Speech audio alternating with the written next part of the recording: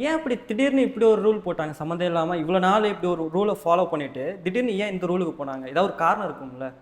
என்ன காரணம்னு நீங்கள் கேட்டிங்கன்னா அவங்க என்ன சொல்கிறாங்க, ஏற்கனவே தங்க நகை கடனில் நிறைய அதாவது மிஸ்யூஸ் இருந்தது, அல்லது வந்து ப்ரொசீஜரல் லேப்ஸ் இருந்தது, நடைமுறையில் விதிமீறல் இருந்தது. இதையெல்லாம் நாங்கள் கண்டிக்கும் போது இதையும் சேர்த்து போட்டோன்றாங்க. இவ்வளோதான் அவங்க சொல்லக்கூடிய விஷயம்.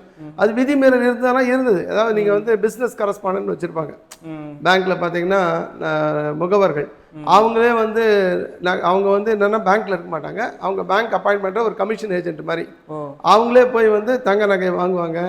அவங்களே வந்து அதை உரசி பார்ப்பாங்க. அவங்களே வந்து கடன் விண்ணப்பத்தை ஃபில்அப் பண்ணுவாங்க. அவங்களே கடன் கொடுப்பாங்க. அவங்களே நகையை வச்சுப்பாங்க. இது வந்து விதிமீறல். நீங்கள் இதை வந்து நீங்கள் கேட்கலாம், சுட்டி காமிக்கலாம்.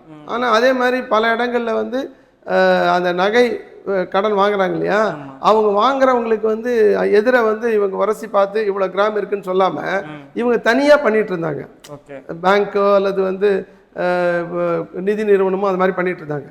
அப்போ அதெல்லாம் வந்து விதிமீறல்னு சொல்லும்போது சேர்த்து எதையும் போட்டு அடிச்சிட்டாங்க. நீங்கள் வந்து ரெனியூவல் பண்ண முடியாது, நீங்கள் வந்து மொத்த கடனை அடைக்கணும்னு சொல்லிட்டு. அப்போ இது ஒரு மிக முக்கியமான பிரச்சனையாக இருந்துச்சு.